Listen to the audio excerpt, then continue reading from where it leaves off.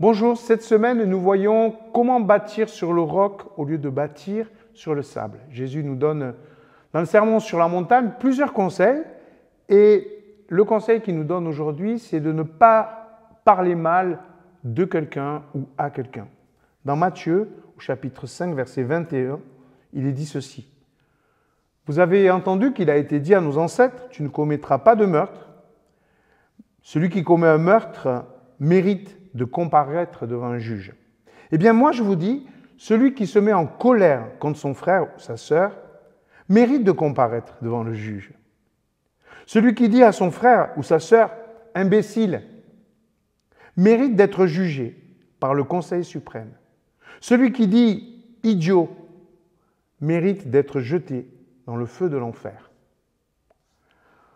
Celui qui traite mal verbalement son prochain est déjà en enfer. Jésus sait être violent avec la violence. Et je trouve ça tellement bon à entendre. Il est choqué par la manière de nous parler les uns aux autres. La moquerie d'une personne absente, le ton qui monte si vite au travail ou dans la famille, les paroles négatives qui découragent nos enfants à grandir, le harcèlement à tous les âges et pour tous les genres. Oui, nous nous sommes créés des vies relationnelles assez infernales et nous les pensons normales. Nous nous y sommes habitués. Jésus nous dit que c'est insupportable.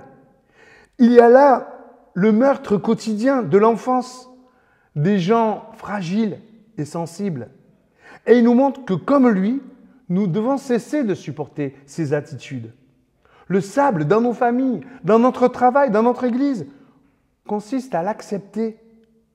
Le roc consiste à vouloir changer ces mauvaises habitudes. Alors comment faire?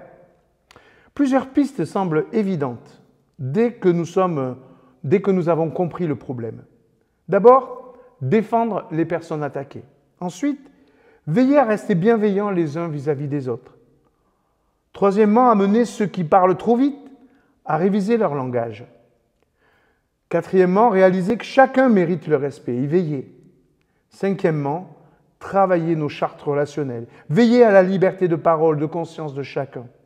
Nous sommes différents les uns des autres. Jésus nous invite donc à résister à notre mauvaise nature et à nos mauvaises habitudes. Cela est parfois effrayant de repérer nos compromis dans nos relations. Le royaume de Dieu se bâtit avec des relations saines entre nous.